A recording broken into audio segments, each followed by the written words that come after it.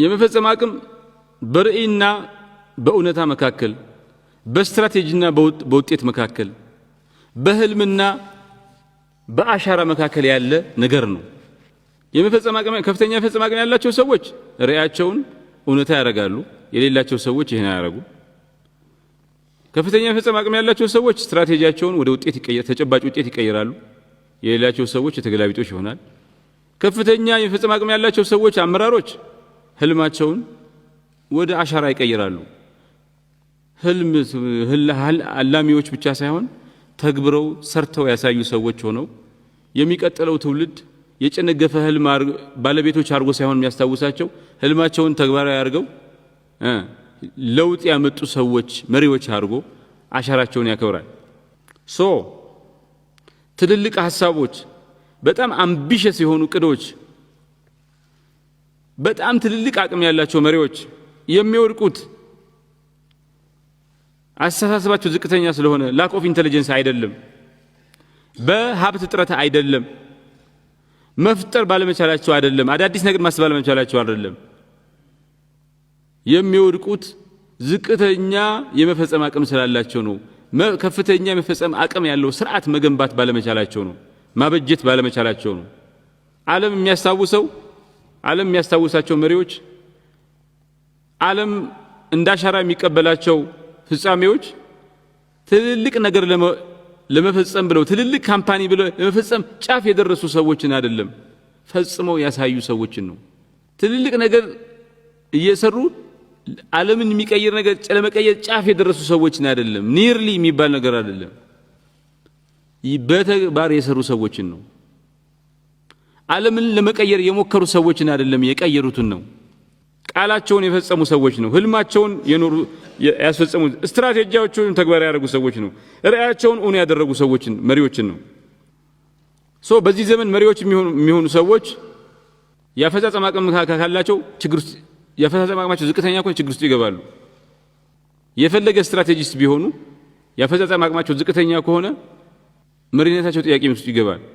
ምክንያቱም ዋናው ነገር ምን ማወቅ አይደለም፣ የምታቀው ነገር አይደለም፣ የምታቀው ነገር ጥልቀት አይደለም፣ ከምታቀው ውስጥ ምን ያክሉን በተግባር ፈጸምክ የሚለው ነውና መሪ ከሆንክ ማለት ነው።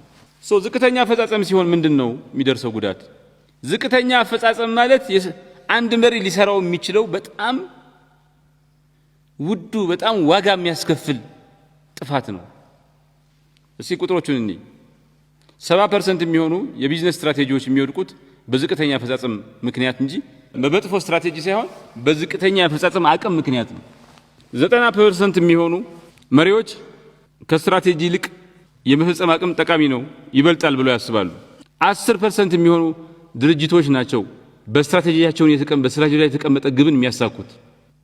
ከተቀመጠ 100 ስትራቴጂ ውስጥ 10ሩ ተግባራዊ የሚሆነው ከስትራቴጂያቸው ተግባራዊ ለማድረግ 100 ካምፓኒዎች ውስጥ 10ሩ ብቻ ተግባራዊ የሚያደርጉት ስትራቴጂያቸው መጥፎ ስለሆነ አይደለም፣ የመፈጸም አቅማቸው ዝቅተኛ ስለሆነ ነው። በዓለም ደረጃ በየዓመቱ በዝቅተኛ አፈጻጸም ምክንያት የሚባክነው ሀብት $3 ትሪሊየን ይደርሳል። በየዓመቱ የህንድ ኢኮኖሚ ያክል በዓለም አምስተኛ የሆነው ህንድ ኢኮኖሚ 3.4 3.5 ትሪሊየን ነው። የህንድ ኢኮኖሚ ያክል አምስተኛው ኢኮኖሚ ማለት ይባክናል ማለት $3 ትሪሊየን እዚህ ሀገር ቢመጣ ነገር ሁሉ ይቀይረዋል። ታሪክ ነው ድህነት የሚሆነው። በእያንዳንዱ $1 ቢሊዮን ኢንቨስትመንት ውስጥ $122 ሚሊዮን ይባክናል።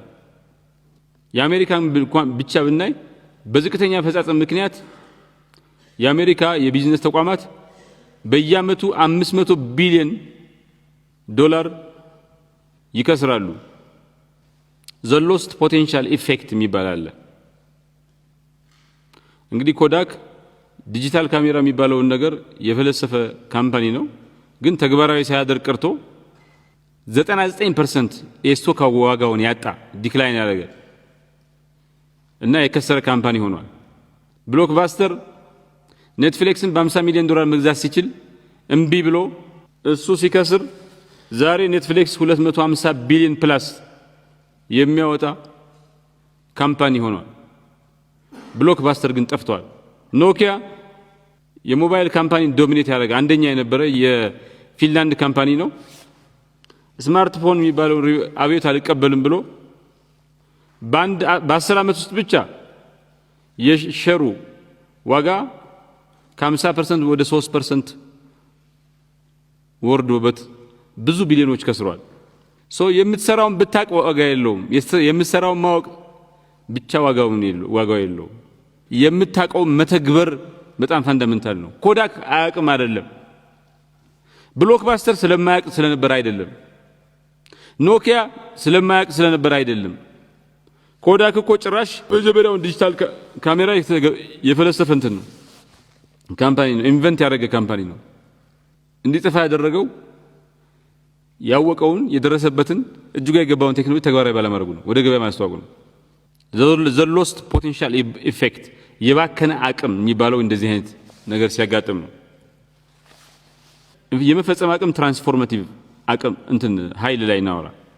those who master execution change the world የመፈጸም አቅም የተላበሱት ዓለምን ይቀይራሉ። the execution over innovation effect የሚባላል። የመፈጸም አቅም ከኢኖቬሽን አቅም በላይ ነው። ከኢኖቬሽን አቅም በላይ ዋናው የመፈጸም አቅም ነው እንደማለት ነው። አማዞን የመጀመሪያው የኢኮመርስ ካምፓኒ አይደለም። አማዞን የበለጠ የሆነው ኢኮመርስን በደንብ በመተግበር ቀዳሚው ካምፓኒ መሆኑ ነው።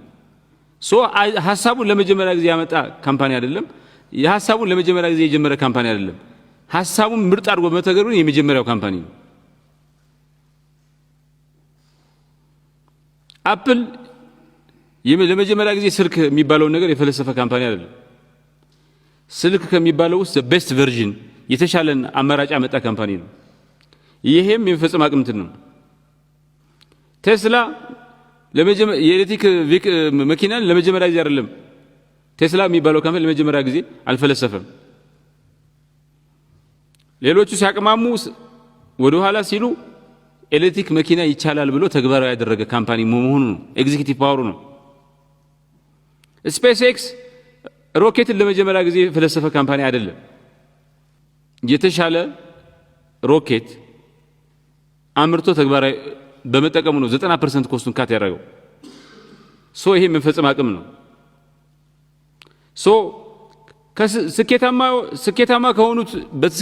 ስኬታማ ከሆኑትና ከወደቁት መካከል ስኬታማ ከሆኑትና ከጨነገፉት መካከል ያለው ልዩነት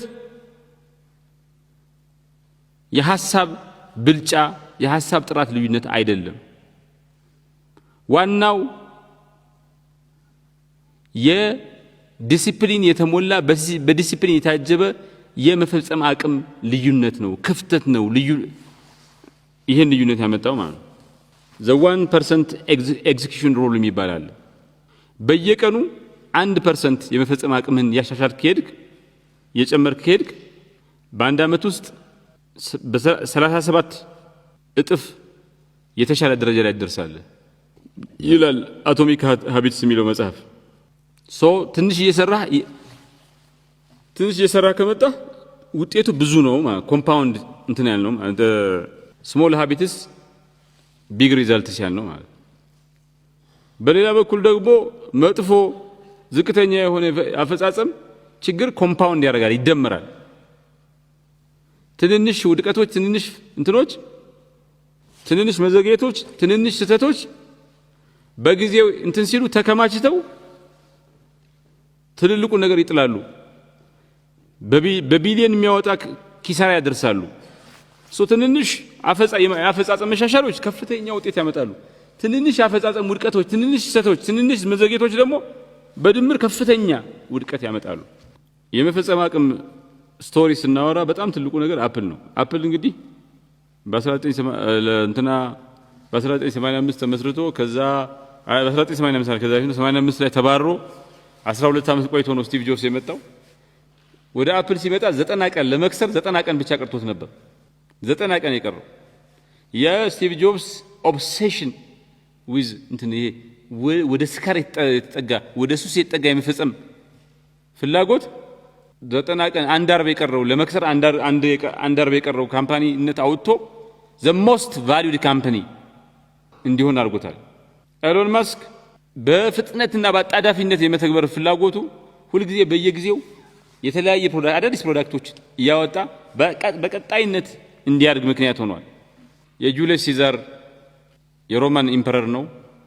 ኤግዚኪዩቲቭ ዲሲፕሊን ራቢኮን በሚባል ጦርነት የሱ ጓዶች ሲያመነቱ ወሳኙን ውሳኔ ወስኖ እና ተግባራዊ አድርጎ የዌስተርን ሲቪላይዜሽን የሮማን ታሪክ ሊሆን ይችላል የነበረ ነገር አስቀርቶ ሪቨርሳል ኦፍ ሂስትሪ የታሪክ ወደ ኋላ ማለት መቀልበስ ተከላክሏል። በዛ ምክንያት የሮማን ኢምፓየር ታላቁ መሪ ተደርጎ ይታወሳል። ናፖሊዮን ቦናፓርቴ በፍጥነት ነገሮችን የመፈጸም አቅሙ ብዙ ጦርነቶችን እንዲያሸንፍ ኢቭን በቁጥር የሚበልጡት በኃይል የሚበልጡ በአቅም የሚበልጡ ጠላቶቹን ድል እንዲነሳ ምክንያት ሆኗል።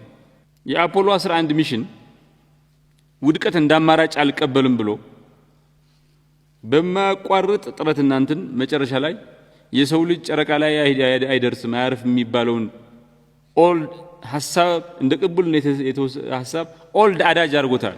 ያረጀ ያፈጀ ብሂል አድርጎታል። የመፈጸም አቅም ማለት ዲሲፕሊን ብቻ አይደለም፣ ኤርጀንሲም ነው፣ አጣዳፊነት ነው፣ ጊዜ የለኝም ብሎ ማሰብ ነው፣ ኦነርሺፕ ነው፣ የሆነ ነገር ባለቤት ሆኖ መንቀሳቀስ ነው። ሌሎቹ ሲያመነቱ ወሳኙን ውሳኔ ቀድሞ ወስኖ መገኘት ነው። the power of execution ማለት